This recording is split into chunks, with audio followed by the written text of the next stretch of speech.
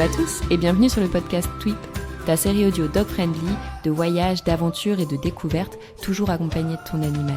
Est-ce que tu savais qu'il était possible de partir en voyage organisé avec son chien ? C'est la découverte que j'ai faite avec Charles, spécialiste de l'Arctique, qui propose 2 fois par an des expéditions dans le sud de la Suède accessibles aux chiens. Pendant une semaine, Charles s'occupe de tout pour que vous puissiez profiter avec votre toutou et le reste du groupe de paysages époustouflants au cœur de la forêt et du bord de mer suédois. Je ne vous en dis pas plus et je vous laisse découvrir tout ça avec Charles. Bonne écoute. Hello Charles, bienvenue sur Tweep. Bonjour Alicia, bonjour à tous. Comment tu vas ? Ça va très bien, merci. Je suis trop contente de t'avoir aujourd'hui avec nous. En plus, t'es le tout premier guide que je vais interviewer. Et pour commencer, est-ce que tu voudrais bien te présenter ? Ouais, avec plaisir. Alors, moi, c'est Charles, j'ai 36 ans. Je suis donc guide d'aventure, guide en milieu polaire depuis maintenant 6 ans à peu près. J'ai créé des voyages spécifiques pour les gens qui ont des chiens et évidemment leurs chiens pour en profiter à fond. Et je fais ça en Suède. À part ça, j'habite en Pologne, entre la Pologne et la France, et évidemment les pays du Grand Nord dans lesquels je travaille. Voilà. Génial. Et qu'est-ce qui t'a attiré vers ces pays-là ? C'est depuis tout petit, je crois. Le Grand Nord, en règle générale, le Grand Nord canadien, surtout avec les romans de Jack London, Cro-Blanc, les films aussi, Cro-Blanc, L'Appel de la forêt, le bouquin, donc tout ce qui tourne autour de Jack London, les grandes explorations de l'époque, ça m'a toujours plu quand même. Et puis, forcément, le monde inuit, etc. Et en fait, à partir de là, j'ai découvert qu'aussi il y avait un Grand Nord en Europe qui vaut la peine, vraiment, qui ressemble finalement étrangement, puisque c'est la même latitude, au Grand Nord canadien et autres. Et puis c'est les terres les plus sauvages d'Europe. Donc j'ai commencé à y aller la première fois, j'y suis allé en 2014, si ma mémoire est bonne, 2015, sur une idée de tour de la Baltique en stop avec une amie. Et puis pour aller voir des aurores boréales, sans projet, en stop, un truc assez basique. Un premier voyage en stop, si je crois bien, pour ma part. Et puis je suis tombé amoureux en fait à partir du moment où on a passé l'Estonie, Tallinn. Donc on était en stop, je rappelle, et on a dormi dans des cabanes en fait. On a commencé à dormir dans des cabanes qui sont ouvertes en fait. Ça s'appelle des lavus ou des autiotupa. Bref, pour ceux qui veulent les références, c'est des cabanes un peu forestières comme ça qui sont en accès libre, gratuites à partir du moment où on les respecte aussi. Et donc là, j'ai découvert tout un monde de cabanes, de trucs géniaux à faire là-bas. Et puis voilà, ça m'est resté. Et après, j'ai repris mes études pour devenir guide en milieu polaire. Et après, c'est une autre histoire. D'accord, donc c'est ce premier voyage qui t'a donné envie de t'orienter vers ce métier-là. Ouais, c'est ce premier voyage ça a fait germer, pas une idée, mais ça me servira plus tard de levier pour dire c'est ça que je veux faire, je vais être guide, mais je vais être guide là-bas, quoi. Je veux pas être guide au milieu de Paris pour je sais pas qui. Là, le but c'était d'emmener des gens justement à l'aventure et après c'était un long process, pour être guide en milieu polaire, c'est assez long, c'est compliqué, mais c'est un peu comme être guide en montagne, quoi, en France. C'est un peu pareil, sauf que du coup, il faut 2-3 diplômes en plus. Pour devenir guide, tu dis qu'il y a quelques diplômes à avoir en plus. Enfin, quelle étape il faut suivre ? Par exemple, le kayak, par exemple. Tu peux avoir l'accompagnateur en montagne et aussi il faut avoir un diplôme de moniteur de kayak, soit un CQP, moniteur à kayak de mer, soit un brevet professionnel, un BP kayak de mer, soit un diplôme d'État kayak. Donc du coup, c'est des diplômes qui prennent du temps forcément à passer. C'est des skills en plus à avoir. Il faut avoir des notions de secourisme aussi étendues par rapport au secourisme en montagne classique où quand on est en montagne en France, on est, sauf très mauvaise météo, mais on n'est jamais vraiment en milieu très isolé. Alors qu'en milieu polaire, c'est-à-dire à certaines latitudes, c'est des milieux très sauvages. On peut avoir des endroits où il n'y a pas le premier village. Donc on ne parle pas de centre de premier secours, mais des fois le premier village est à plus de 100 km. Donc les centres de secours, ils sont encore plus loin. Donc du coup, tout est... tu imagines bien qu'en plus, il n'y a pas forcément d'hélicoptère toujours. Enfin, t'es tout de suite plus isolé. Et si t'as un pépin, t'as peut-être pas les secours avant 1 heure, 2 heures, 3 heures. Voilà. Faut savoir être réactif. Ouais, tu te fais mal à 11h, à 20h, t'es pas à l'hôpital, quoi. Voilà. Donc... À certains endroits, pas partout évidemment, mais à certains endroits. Donc du coup, il y a des notions de secourisme à avoir en plus, en secourisme en milieu sauvage en fait. Et puis voilà, donc j'ai passé avec la Croix-Rouge canadienne, etc., etc. Enfin, tu vois, des petits trucs comme ça, des diplômes, je sais pas des diplômes, mais c'est des formations en plus sur tout ce qui est bateau, voilier, etc. Ça peut servir aussi, donc des formations d'équipiers. Voilà, tu te complètes quoi, petit à petit en fait, pour être polyvalent le plus possible. D'accord, donc pour chaque nouvelle activité que tu veux intégrer, tu fais une nouvelle formation. C'est ça. On n'a pas des diplômes pour tout. Par exemple, moi, pour le chien de traîneau que je fais en Finlande, j'ai pas de diplôme a priori. C'est une formation en interne avec l'entreprise avec laquelle je travaille. Il n'y a pas de formation. Tu apprends un peu sur le tas et avec ce que tu sais déjà du milieu polaire. Mais il y a un diplôme d'État qui existe en France, mais bon, il est un peu chiant à avoir. Je le recommande pas. Mais sinon, ouais, faut des multiples diplômes ou formations, ou qualifications, ou savoir-faire à la limite. D'accord. Et toi, aujourd'hui, tu proposes quel type d'accompagnement? Eh ben, soit je fais alors grosso modo, je fais du traîneau l'hiver en Finlande, du traîneau ou de la raquette, ou voilà tout ce qui se fait en Finlande l'hiver avec la neige, etc. Donc sur des séjours plus ou moins faciles, plus ou moins sportifs. Donc ça, c'est en gros, je fais ça 2 à 3 mois en Finlande, tous les hivers, depuis 4 ans, je crois. Je sais plus, 5 ans, je sais plus. 2018, ouais, ça fait 4 ans. Et après, l'été, je travaille comme guide en kayak et en rando, trek, au kayak, et ça, c'est au Svalbard. Donc ça, Spitsberg et Svalbard, c'est un archipel qui est entre 700 et 800 km au nord de la Norvège. Donc c'est coincé, un archipel qui est entre le pôle Nord et la Norvège. Souvent, on voit pas bien où c'est, mais si vous regardez sur une carte, Google Maps, et puis vous tapez Svalbard, et vous allez tomber sur une île où il y a juste un village de 2000 habitants et tout le reste c'est sauvage. C'est grand, Et là-bas, je fais kayak de mer parce que il n'y a pas de route, il n'y a pas de sentier, il n'y a pas de traces, il n'y a rien. Il n'y a rien. Donc du coup, il n'y a pas de sentier, il n'y a pas de GR, il n'y a pas tout ça. Donc tu fais tout à vue, quoi. Tu montes là où tu peux monter, tu vas là où tu peux aller, tu marches là où tu peux marcher, et donc c'est jamais pareil. Et donc là, c'est kayak et rando. Voilà. Là, c'est pareil, c'est des séjours plus ou moins difficiles, plus ou moins engagés, comme on dit. Voilà, il y a des séjours relativement simples en termes de niveau physique, d'autres beaucoup plus soutenus. Et puis après, le confort, c'est toujours relativement spartiate parce qu'on dort dans des tentes en pleine nature. Donc il y a zéro confort. En été, sur ces îles-là, c'est l'endroit où il fait jour toute la journée? Ah ben carrément, parce que tu es au 78e, entre le 78e et le 80e parallèle. Je rappelle que le pôle Nord, c'est le 90e parallèle.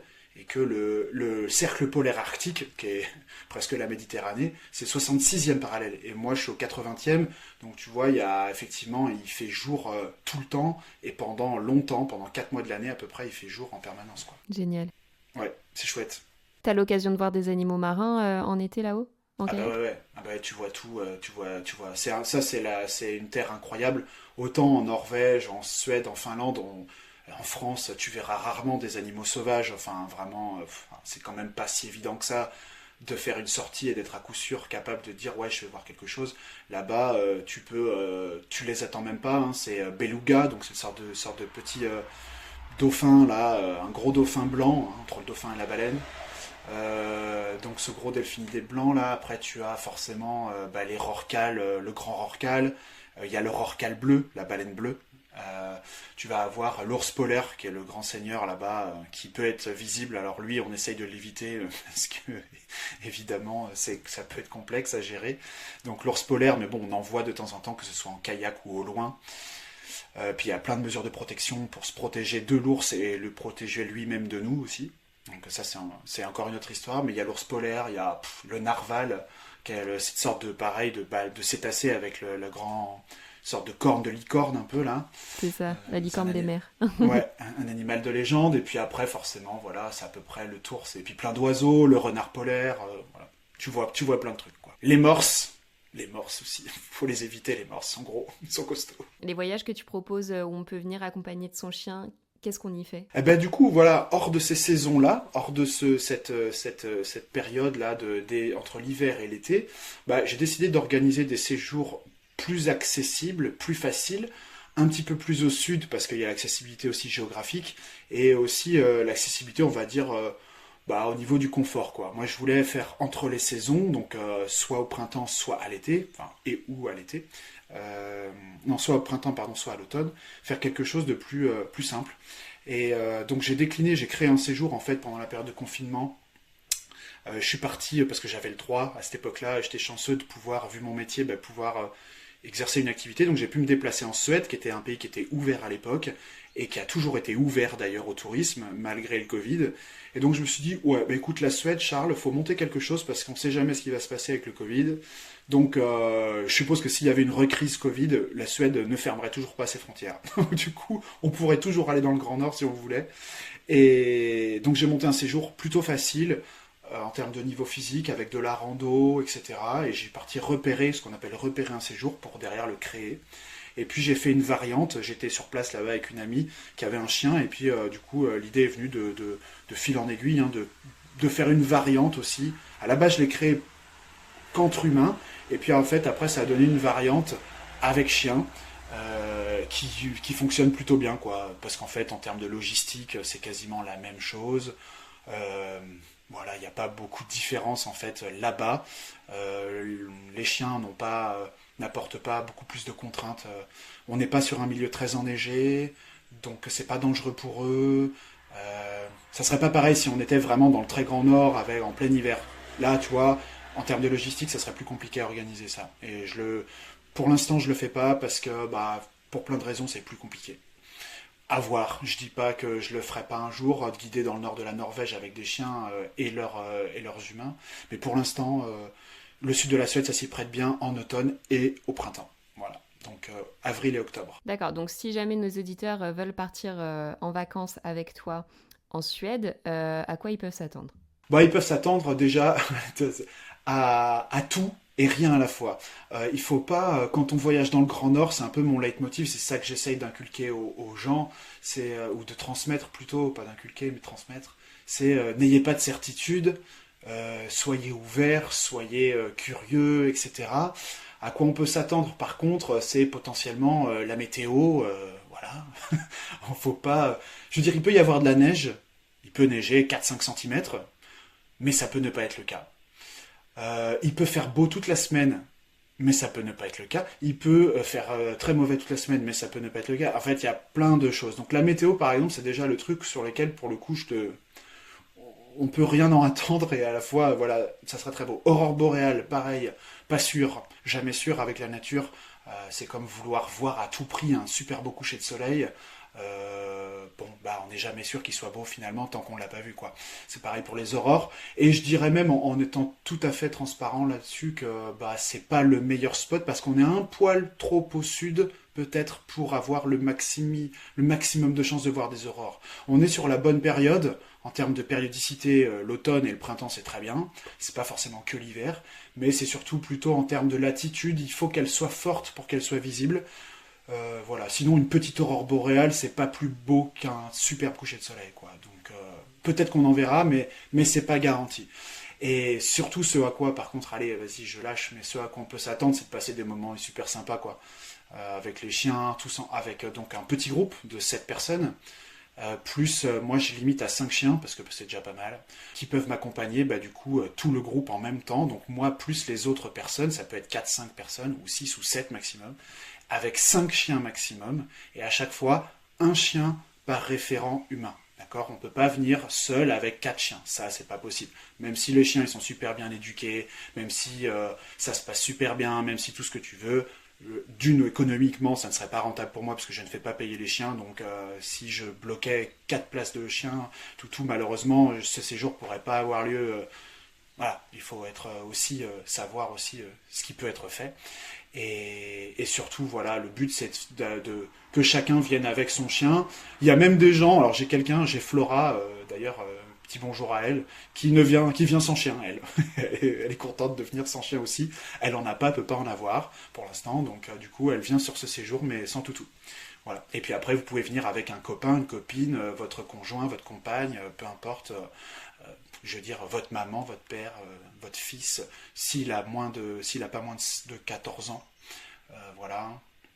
Et sinon, voilà. Donc le but c'est de faire des randos en Suède, avec son chien, et puis forcément d'être tous ensemble et puis de créer une sorte de petite meute, quoi. Ok, donc tu as déjà un programme à peu près de créer pour pouvoir faire ce voyage avec toi?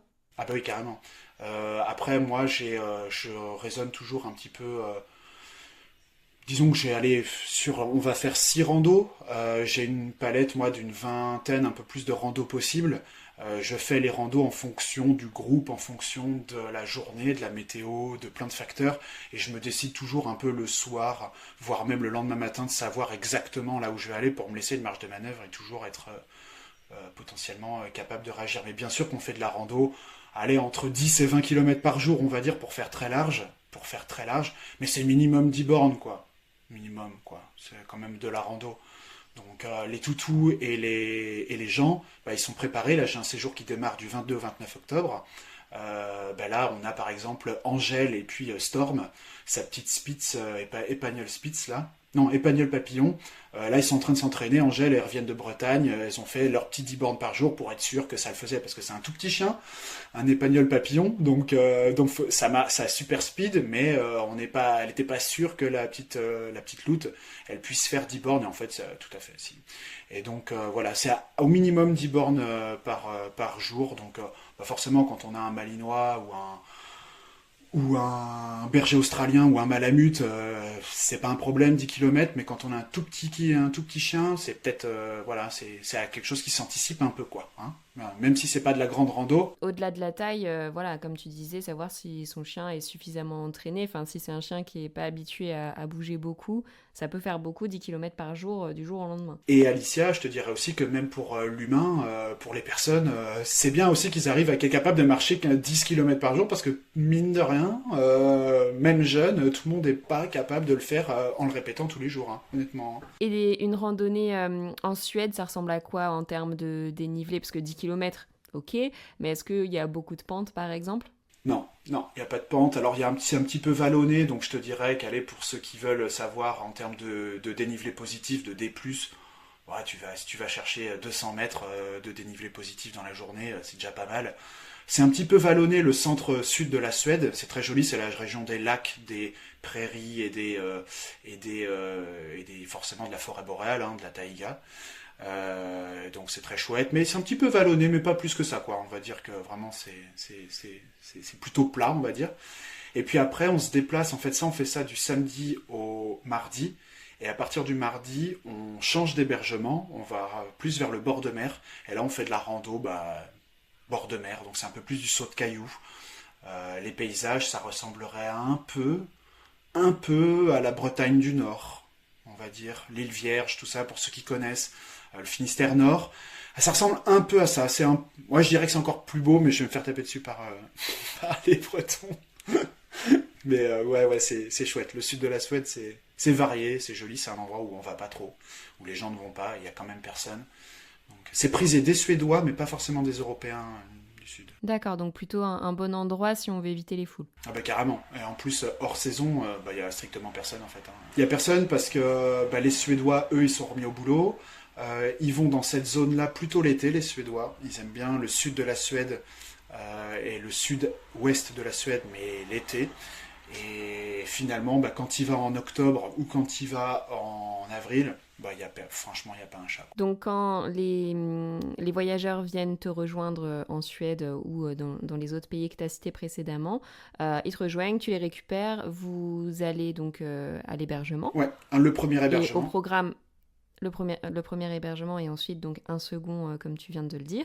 Donc au programme des randonnées, qu'est-ce qu'il peut y avoir d'autre? Avec les chiens, ça va être essentiellement de la rando. Faire du bateau, c'est un peu plus aléatoire. Je garde pas. Il n'est pas impossible qu'un jour j'agrémente un peu d'un tour de barque ou de choses comme ça. Mais pour l'instant, par exemple, j'ai pas trouvé à coup sûr le loueur de canoë, par exemple, les canoës canadiens là. J'ai pas trouvé de trucs sûrs, donc pour l'instant je le propose pas au programme. Ça viendra parce que moi j'adore le canoë, j'adore la pêche, j'adore plein de trucs, donc ça finira par venir, mais pour l'instant. Puis après, ça fait quand même un truc en plus où faudrait que les propriétaires de chiens ou soient quand même informés de ça, parce que ça peut être un risque pour leurs chiens s'ils savent pas nager, si même eux savent pas bien nager. Ça a des petites contraintes en plus, quoi. Et avec les loulous, bon, ils sont capables, on le sait, hein, du meilleur comme du plus imprévisible, donc il suffit qu'ils sautent à l'eau et qu'ils reviennent pas, je sais pas, tu vois, et surtout ils vont forcément être toujours 2, 3, 4, 5 chiens, donc ils s'engrainent un peu, hein. Donc pour l'instant, j'ai pas encore testé le canoë à 200% fiable, donc je le propose pas à coup sûr, quoi. Sinon, c'est forcément beaucoup de baignade, parce que le premier hébergement que j'ai, il est en bord de lac, le plus grand lac de Suède, donc il est en bord de lac, hein. On a accès au lac directement. Donc forcément, hein, ça va jouer un peu dans l'eau, hein, pour les chiens qui voudront, évidemment. Et puis le deuxième hébergement est en bord de mer. Alors un bord de mer très calme, on n'a pas l'impression d'être en bord de mer parce que c'est un archipel, donc on voit pas, il n'y a pas de vagues par exemple, il n'y a pas de plage de sable, c'est un peu des rochers érodés, très très doux, très lisses, et donc c'est un environnement qui est peace et qui est sécu pour les chiens et pour les gens, quoi. Donc forcément, il va y avoir de la baignade, quoi. C'est ce que je veux dire. Bien sûr. Génial. Même les humains, hein, s'ils veulent, ça peut. Hein. L'eau est pas chaude, mais ça peut. J'imagine qu'en plus, ils peuvent avoir accès à plein de super infos qui seraient peut-être plus difficiles à avoir sans toi, et pour même voir des animaux ou des choses comme ça. Ouais, merci pour cette question. C'est sûr que ça c'est mon métier. Hein. C'est pas juste d'amener les gens d'un point A à un point B. Ça, bon, je dirais que les gens peuvent le faire tout seuls la plupart du temps. Mais c'est d'apporter vraiment on est en terre viking là-bas, hein, vraiment, vraiment, vraiment. Pour ceux qui ont vu la série, on est dans le détroit de Kattegat. Hein, c'est pas. D'ailleurs, vous verrez que ça ressemble peut-être pas exactement à ce que vous avez vu dans la série. Mais bref, passons l'aparté, mais il y a tout un aspect culturel, on peut faire des rapprochements entre ce qu'on sait des Vikings aujourd'hui et ce qu'il en est vraiment. Il y a plein de choses fort intéressantes culturellement et historiquement à savoir. Évidemment, sur la faune, la flore, sur quoi d'autre, la géologie aussi, c'est intéressant. Bon, ça, tout le monde n'aime pas la géologie, mais c'est intéressant de savoir quand même où on met les pieds. Voilà, et donc la faune, la flore, ouais, évidemment, c'est ça, c'est une part importante des sujets de discussion, mais pas que. Après, on peut parler évidemment de plein d'autres choses, l'économie, ce que font les gens ici. Enfin, il y a tout ce qu'on peut discuter sur un lieu en particulier, sur une zone comme ce sud de la Suède là, quoi. Et j'ai vu que tu faisais de la photo aussi, c'est des choses que tu proposes ou pas? Ouais, ça je propose. Pour l'instant, c'est encore gratuit. Mais je suis en train de structurer ça petit à petit. Mais je propose dans mon séjour de vous prendre en photo. Je suis pas professionnel confirmé, tout. J'ai pas de référence de fou à vous donner. Donc je vous prends en photo gratuit. C'est histoire d'avoir des souvenirs et des moments avec les copains qu'on va avoir sur place. Juste voilà, le but c'est de garder des souvenirs et des bons moments, et voilà, ça sera pas un shooting pro, donc non, pas de session shooting pro, mais voilà, moi j'ai toujours mon appareil avec moi, c'est clair. Non, c'est pas des shootings pro, mais tu fais de très belles images, et c'est toujours un Merci. petit plus de savoir qu'on pourra repartir avec des chouettes souvenirs en plus. Une ou deux, ou trois ou quatre, ouais, un truc comme ça. Est-ce qu'il y a des prérequis pour les chiens pour qu'ils puissent venir avec toi? Ouais, très bonne question, parce que les prérequis, ça va être d'être que ça soit un chien qui soit capable qui aime bien aller dehors. Bon, ça en principe c'est pas trop un souci, mais qui aime bien dehors et qui aime bien passer la journée dehors, et son humain aussi. Hein, parce que des fois on dit le chien, mais c'est plutôt valable aussi pour les humains, parce que finalement les chiens, alors ils sont quand même programmés, ils ont une sorte quand même de robustesse physique, hein, à la base. Hein.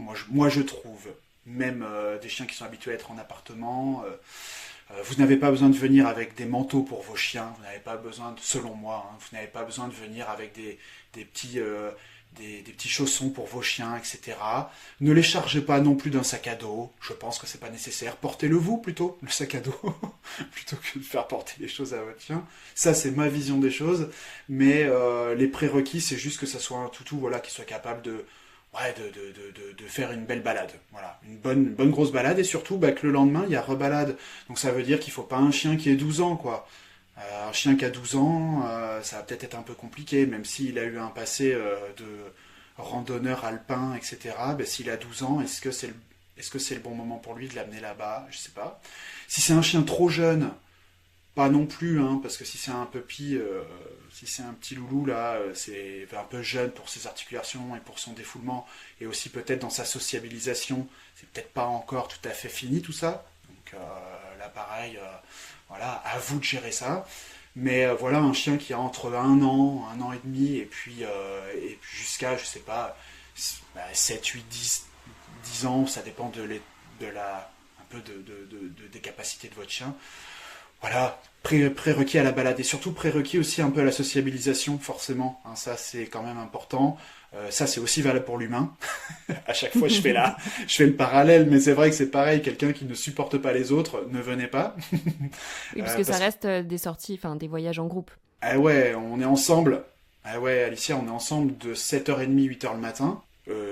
Jusqu'à ce qu'on se couche 22h, quoi, à peu près, hein. Fin du repas, on a fait la vaisselle tous ensemble, tout ça, ça se finit, ouais, là, les journées sont bien remplies, hein. Moi je suis avec vous, grosso modo tout le temps pour timer tout ça, mais parce que c'est important de le timer, sinon ça se finira encore pas. Mais ouais, c'est des bonnes journées, donc du coup sociabilisation, et pour les chiens, bah, c'est pareil, il faut des chiens qui soient capables d'avoir, je crois, des temps d'action, des temps de défoulement, pas de problème, de l'énergie, ça c'est pas un souci. Il faut que ça soit aussi un chien qui soit capable d'avoir ses temps calmes, d'être capable de se mettre dans son temps calme, ou que son humain le fasse se conditionner dans des temps calmes. Ça veut dire que voilà, quand on est dans la maison, les chiens, il faut qu'à un moment donné, ils soient capables aussi de rester un petit peu plus tranquilles, peut-être, si on est sorti toute la journée. Voilà, faut pas que, voilà, il y a des choses où il faut être capable. Après, tout n'est pas parfait, on est bien d'accord, il y a forcément pour l'avoir vécu, des choses où, bon ben voilà, c'est un peu plus sport des fois, et puis c'est comme les chiens, c'est un peu comme des enfants parfois, ou voilà, hein, il y a des jours différents, mais voilà, ça c'est important pour moi que ça se passe bien, donc il faut que les chiens aient des prérequis effectivement de socialisation, mais comme leurs humains d'ailleurs. Donc juste un chien qui soit opérationnel physiquement et qui soit plutôt sociable avec les humains et les chiens aussi. Si c'est un chien qui est un peu timide, ça ne me dérange pas. Au contraire, il n'y a pas besoin d'avoir que des boules de poils super sympathiques qui font des câlins tout le temps. Non, si c'est un chien qui est timide et qui est en retrait, mais qui gère bien qui est bien codé, qui sait coder un petit peu avec les autres, qui sait communiquer et tout, moi ça me dérange pas du tout, quoi. Est-ce qu'il y a une différence entre les types de voyages que tu proposes, puisque certains sont accessibles aux chiens et d'autres non? Par exemple, si une personne se pose la question de si elle préfère venir avec ou pas, quels sont un peu les points de comparaison? Clairement, tout ce qui est Svalbard, tout ce qui est Finlande, etc., c'est sans chien, ça clairement. Et ce que je propose, parce que ça je le fais avec une agence tierce qui s'appelle 66 degrés Nord, donc pour ceux qui connaissent peut-être, qui propose des voyages d'aventure. Après, par contre, moi perso, je propose ces séjours en Suède. Ce séjour en Suède, il se fait donc, comme tu as dit, sans chien ou avec. La différence, ça serait que sans chien, on marche un peu plus et il y a un petit peu moins d'inertie dans le groupe. Ça serait la seule différence qu'il peut y avoir. Franchement, on rigole moins, mais il y a moins si on veut, du calme, de la tranquillité, se retrouver soi-même. On va venir sans son chien pour ceux qui veulent ça, parce que forcément on est concentré sur soi et pas on reporte pas sur quelqu'un d'autre. Par contre avec les chiens, on se marre plus, quoi, clairement. C'est pas pareil, quoi. Et c'est eux qui mettent l'ambiance. Ah bah ouais, parce que oui, forcément le chien c'est le facteur X, hein, c'est clair, c'est ce qui fait tout, quoi. Donc c'est pas le même projet en fait. C'est pas du tout le même projet. On peut aussi se retrouver soi-même sur le séjour avec les chiens, mais ça sera quand même moins facile, je pense, parce que forcément faut penser, c'est pas pareil, quoi. C'est pas le même projet. Je pense que c'est pas le même séjour. D'accord. Et c'est rigolo parce que t'es la première personne que j'interviewe qui a pas de chien au final, et de faire ce genre de sortie, ça te donne pas envie d'en avoir un? Non, clairement pas. J'en ai eu un chien, j'ai eu une chienne, Warda, on l'a gardée, Warda, à 16 ans. Donc non, ouais, elle aurait adoré ça. Moi je l'emmenais partout, hein, à la pêche, elle venait tout le temps. Bon, elle sautait dans l'eau tout le temps, donc c'était compliqué de pêcher parfois, mais bref, elle adorait nager, les bouts de bois, tout, enfin elle adorait ça, elle adorerait ce séjour. Le truc c'est que maintenant j'ai une vie qui est complexe, que je peux pas imposer ma vie à un animal de compagnie qui aurait des difficultés à être avec moi tout simplement, dans le sens où je serais quand même assez absent, donc ça serait compliqué d'imposer ça. Alors du coup je préfère depuis que j'ai pu Warda de ne pas avoir de chien. Par contre j'en ai un peu par procuration parce que je suis quand même guide musher en Finlande, donc j'en ai 230 qui m'attendent là cet hiver, donc c'est pas les miens, c'est ceux de personne, mais c'est un peu ceux à tout le monde. Donc c'est encore mieux presque, parce que finalement que moi je parte à la fin mars, que quand j'arrive ou quand je pars, en fait, finalement, je suis pas sûr qu'ils me reconnaissent tous à fond, même si ça fait plusieurs années que j'y vais. Et puis quand je pars, en fait, ça leur est égal que ce soit quelqu'un qui me remplace, c'est pareil à partir du moment où ils donnent des choses positives. Donc je suis content de ça, moi ça me va, finalement de pas avoir de chien, ça me va très bien, quoi. C'est super important ce que tu soulignes, puisque même si on peut avoir envie d'avoir un chien dans notre vie, faut aussi qu'elle soit adaptée pour pouvoir l'accueillir. Donc, merci pour cette précision. Ouais, j'en prie, mais c'est vrai qu'il y a trop souvent le coup de cœur, hein, malheureusement. Je vois certains chenils, certains... voilà, c'est dommage. On entend beaucoup de... C'est un sujet qui devrait franchement, si possible, ne pas en être un, quoi. C'est Mais clair. bon, bref, c'est un aparté, mais... Je suis 100% d'accord. Question pratique. Donc, pour venir dans les pays nordiques avec son chien, est-ce que... Enfin, il y a des papiers à avoir en particulier, un check-up chez le vétérinaire, etc. Ouais, carrément. Il faut le vaccin, il faut l'antirabique à jour, quoi. Ça me paraît pareil être du bon sens, hein. Et puis il faut sortir même si ça peut ne pas être demandé par les autorités là-bas, que vous veniez en avion, en voiture ou en train, à Göteborg, là où je vous récupère, vous n'êtes pas, on pourra ne pas, peut-être qu'on va rien vous demander en termes de documents, mais ayez quand même le passeport du chien, en fait, européen. Sachant que le passeport, c'est 13 € environ et que c'est valable à vie. C'est pas comme les passeports humains. C'est pas comme le nôtre qui est valable 10 ans. Vous, de votre côté, soit votre passeport valide, soit votre carte d'identité valide. Sinon, c'est pareil, on peut vous refuser l'embarquement, on peut vous refuser tout quoi, hein, c'est pareil. Et t'as remarqué, hein, je fais toujours le rapport avec les gens, mais c'est vrai que... Oui. Non, mais c'est important, hein, c'est valable important pour les deux. Ouais. Et donc, ça, les papiers à jour, ouais, donc le passeport et le vaccin anti-rabies, quoi, c'est bien. Pour l'humain? Non, pour le chien. J'étais partie sur l'humain, donc je fais... Désolé. Pas de souci. Super. Et maintenant que tu connais quand même assez bien les pays nordiques depuis le temps que tu y fais des expéditions, qu'est-ce que tu penses de l'accessibilité aux chiens là-bas? Elle est plutôt bonne, je dirais. Je pense que... Alors, je suis pas le spécialiste, vous l'aurez compris, des villes, et donc Stockholm, Oslo, Helsinki, etc. Et les villes secondaires, je les connais pas forcément très bien. J'y transite souvent pour l'aéroport, etc. Et j'y suis allé aussi, mais c'est pas... Je dirais que c'est comme en France. Et je dirais, aller peut-être même un poil plus cool, où il faut à chaque fois demander, c'est pas toujours écrit, pas de chien, etc.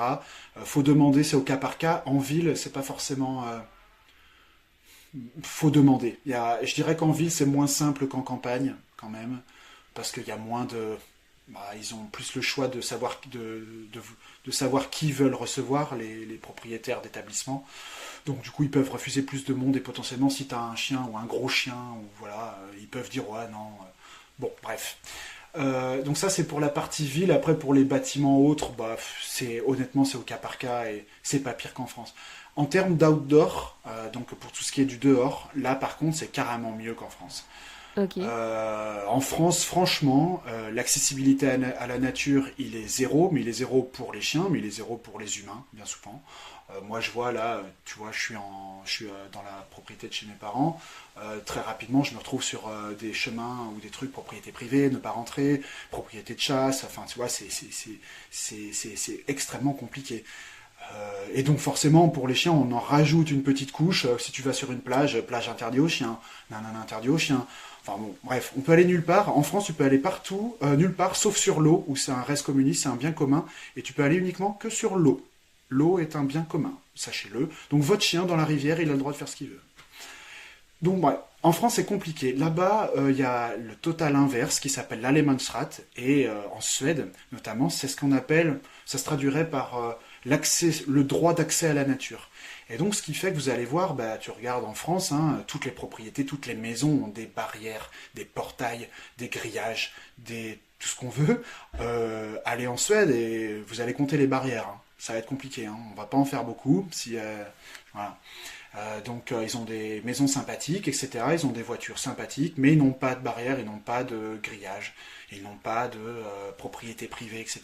Puisqu'en fait, il y a ce droit d'accès à la nature, et que donc, à partir du moment où tu es respectueux et où tu passes pas à 5 mètres de la maison, alors qu'il y a un grand terrain, si tu passes pas à 5 mètres de la maison exprès, bah, tu peux aller sur le terrain de la personne, il n'y a aucun souci, quoi.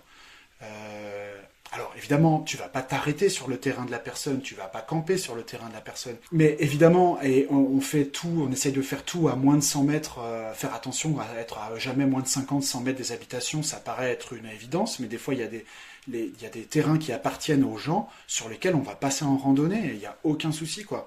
Et donc en ça, franchement, c'est top. Alors après, pour tout ce qui est parc national, là, pareil, en France, pour avoir des copains garde-moniteurs dans les parcs nationaux et autres, et des copains qui guident en montagne, en France, c'est bien souvent dans les parcs nationaux, c'est interdit d'amener son chien, bah, pour des raisons évidentes de savoir-être souvent des gens qui amènent leur chien, qui pensent que laisser leur chien, etc., là où il y a des marmottes, etc., c'est une bonne idée. Non. Un chien dans un parc national, ça doit être en laisse. Un chien, c'est des nuisances olfactive pour les animaux, c'est une nuisance sonore pour les animaux sauvages, c'est une nuisance, et d'élevage aussi d'ailleurs, les moutons, etc. Et bref, le chien ça peut être une nuisance comme l'humain peut en être une, et donc la différence c'est que dans les pays nordiques, ils ont allez, je vais un peu être dur, mais un peu cette éducation en plus, enfin ce respect de la nature vraiment, pas sur tout, c'est pas tous des écologistes, loin de là, mais ils ont ce respect et ce savoir-faire avec la nature, en fait, qui font que, bah, par exemple, on va retrouver dans certains endroits des endroits pour faire du feu. On va retrouver des haches, une scie, une hache, du bois, et ça reste en permanence depuis 30 ou 40 ans. C'est la même hache depuis 30 ans. En France, elle resterait peut-être pas longtemps, la hache en pleine nature, comme ça, elle serait forcément... bon, je vous fais pas la conclusion, mais ce serait compliqué. Les petites cabanes dont je te parlais, qui étaient gratuites, en France, on s'en servirait pour... ça servirait pour des choses qui sont pas faites pour des soirées, t'as des trucs comme quelques ça. gîtes quand même Ouais, qui sont accessibles. Je sais pas, quand tu fais le GR20 par exemple, ouais, quand c'est hors saison, ils sont ouverts et il y a c'est personne pour ça. regarder. Bon, eh ben voilà. Après, il y a des gîtes, dans ça pour évidemment en avoir fait quelques-uns, pas sur le GR20, mais il y a quelques gîtes qui sont quand même en mauvais état en France, où franchement c'est un peu ça. À l'inverse, en Suède, c'est très propre. En D'accord. France, des fois, c'est un petit peu. Il y a une ou deux soirées de passer là-dedans, quoi. Ça se voit, quoi. Ok. Là-bas, c'est non. Et du coup, bah, forcément, les Suédois et les Nordiques en règle générale, bah, ils ont moins puni, ils ont moins sanctionné l'accès à la nature. Donc, bah, ton chien, même dans un super parc national, avec des élans, avec des bœufs musqués, avec des oiseaux, avec une faune ultra fragile, bah, tu peux y aller avec ton chien, s'il est en laisse. Ok.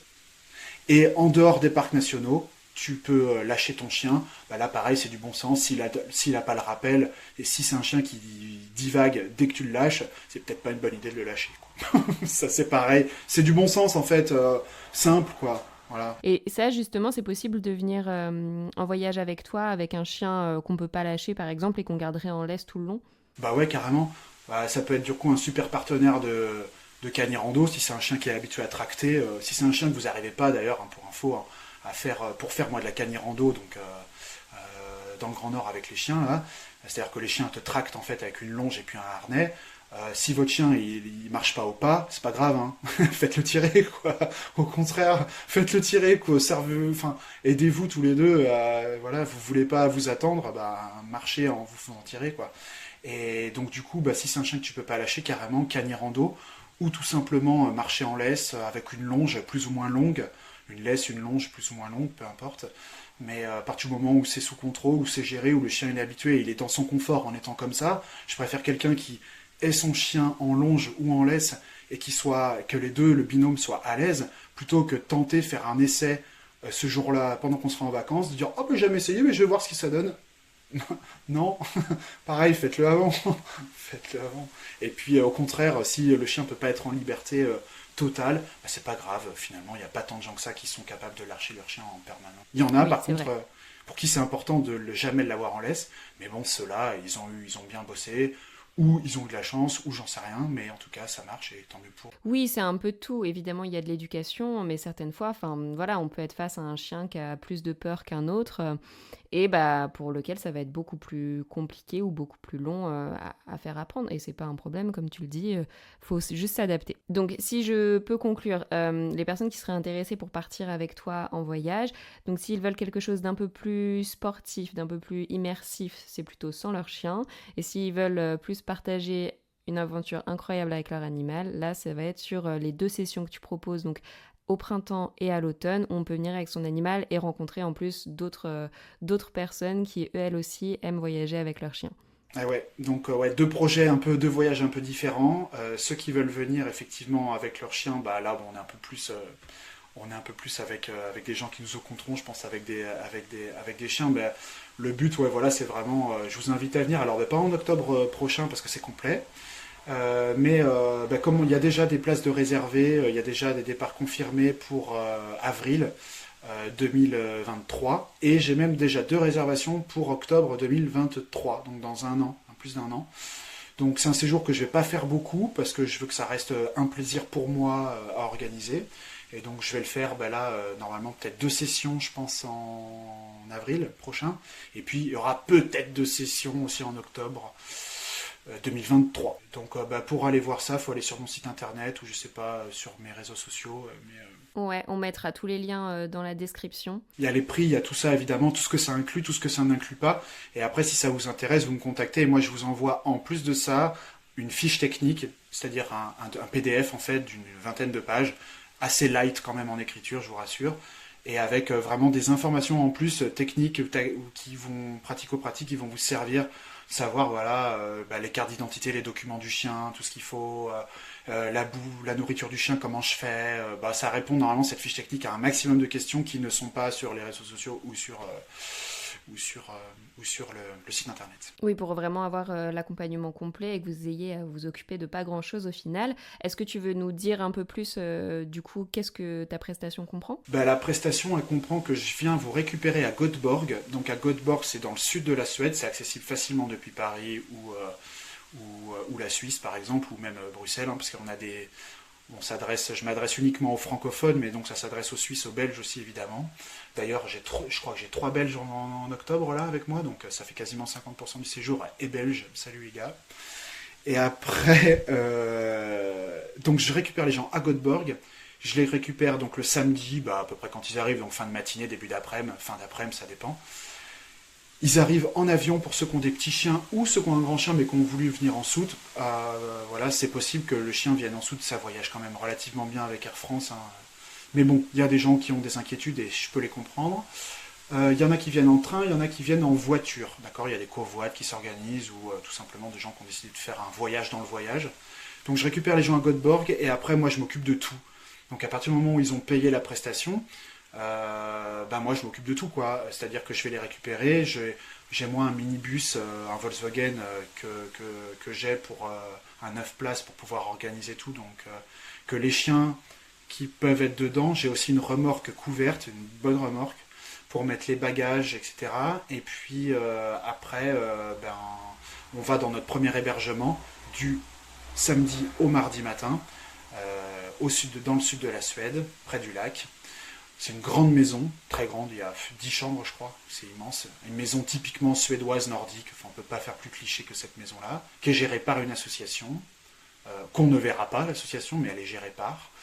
Et puis après, bah, c'est rando, photos, balades, on se prépare la bouffe ensemble, les loulous ils mangent, on les sort une deuxième fois dans la journée, etc. Enfin, voilà, la vie autour d'eux. Et puis après, nous on se fait un petit apéro, un petit débrief, voilà. Et du coup, tu as déjà fait les courses en préalable, etc. Ah ouais, tout est fait pour que, allez, si j'ai un petit réassort à faire, pourquoi pas, mais en principe, oui, je fais toutes mes courses en arrivant en amont, moi de mon côté.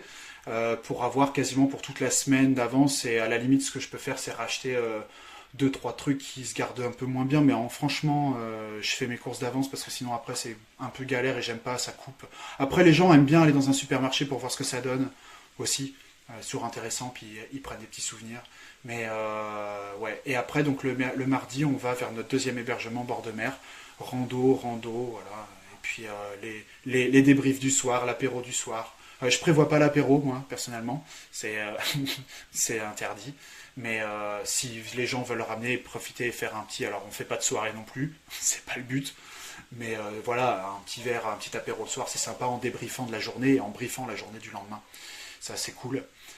Et donc il y a ça tous les soirs. C'est un peu routinier, mais la routine, ça, c'est bien, ça cadre. Et puis les gens aiment bien, les chiens aiment bien la routine aussi. Oui, puis en une semaine, est-ce qu'on peut vraiment parler d'une routine? Au final, ça change le quotidien de tes voyageurs, parce que déjà, ils se connaissent pas, faut tous se découvrir, ils découvrent le pays, les paysages, la culture, etc. Et donc ça inclut tout, voilà, ça inclut mon encadrement à moi, la gestion du temps, ça inclut tout ça, ça inclut forcément aussi la nourriture, ça inclut les transports là-bas. C'est-à-dire à partir du moment où je récupère les gens à Göteborg et où je les relaisse le samedi d'après à Göteborg, normalement ils dépensent pas 1 euro à part forcément s'ils veulent un petit souvenir, si on se dit tous vas-y on se prend un café, un thé là-bas ou un petit là c'est un peu chacun qui paye son truc quoi, mais sinon globalement de toute façon sinon tout le reste est fourni, enfin il y a rien à rajouter. Ok, super, donc tout est complet, il y a juste votre trajet du coup à compter d'où vous partez, donc que ça soit de n'importe quel pays jusqu'à Göteborg. L'aéroport, c'est souvent le point de rendez-vous, c'est l'aéroport, c'est plus simple. Je pense que j'ai fait le tour de mes questions du coup sur l'offre que tu proposes. Est-ce qu'il y a des choses dont on n'aurait pas encore parlé que tu aimerais partager à nos auditeurs? Là, comme ça, je te dirais que déjà, je voulais te remercier pour le travail que tu fais, pour l'application, là, vraiment. J'ai écouté les podcasts j'ai oublié leur nom, là. Mais on est très nordique en ce moment sur tes podcasts, Alicia, là. C'est Camille, Senia, là, le petit chat, et puis le Labrador, là, ou le Camille, Retriever. Nicolas, Senia et Loki. Ouais, donc je vous invite à les écouter. Après, on a Alexia, j'ai oublié son nom.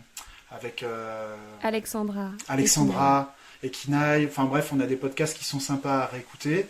C'est très gentil, merci. Et puis ouais, l'appli elle est bien faite. J'essaierai moi de mon côté de participer, je te l'ai dit l'autre jour, de participer en mettant des lieux dog friendly qui le sont vraiment. Du coup ça sera en Suède pour ma part, pour ma participation. C'est super, c'est une carte monde, donc effectivement on peut avoir des lieux partout dans le monde. Ouais, donc ça franchement c'est une bonne, c'est top comme action, ce que tu fais, c'est bien fait, l'appli elle est bien faite en plus, donc vraiment bravo. Et puis ça donnera plus de possibilités de venir de partager encore des choses avec les chiens là qu'on adore. Franchement on se marre tellement. Enfin, bref, voilà. J'espère vous voir aussi un de ces jours. N'hésitez pas à me poser des questions si vous avez, venez vers moi et puis je me ferai un plaisir. C'est très gentil, merci beaucoup pour ce petit commentaire de fin qui me touche beaucoup. Si vous voulez poser des questions à Charles directement, t'es joignable, il me semble, donc sur Instagram ou sur ton site internet, c'est ça? Ouais, c'est ça, donc Charles Ariza Guide Polaire sur Instagram, et puis après sur le site internet, c'est www.charlesariza.com. Voilà, donc là il y a pas mal d'infos, par mail, par téléphone, vous me joignez comme par tout ce qui est possible, il n'y a pas de problème. N'hésitez pas. Super, je mettrai tous les liens dans tous les cas en description, et si vous êtes juste curieux, vous pouvez aller jeter un œil à son Instagram, les photos sont vraiment très très belles. Merci, c'est gentil. Merci à toi en tout cas pour ce moment, c'était très très chouette, et puis je te dis à bientôt. Merci à tous, ciao. Merci beaucoup d'avoir écouté cet épisode jusqu'au bout, ça me fait très plaisir. J'espère qu'il t'a plu, et si c'est le cas, n'hésite pas à laisser une note 5 étoiles sur la plateforme de ton choix. Si tu découvres Twip en même temps que cet épisode, Twip, T-W-I-P, est une application dog-friendly qui te permet de découvrir plein de spots accessibles aux chiens en France et ailleurs. Tu peux la télécharger sur le store de ton choix, dès maintenant, elle est 100% gratuite. On propose également un guide de voyage pour avoir toutes les astuces pour emmener son chien facilement avec soi, que tu retrouveras sur notre site internet www.twip-app.com. En attendant, nous on se retrouve sur l'Instagram de Twip pour faire connaissance, et je vous dis à très bientôt.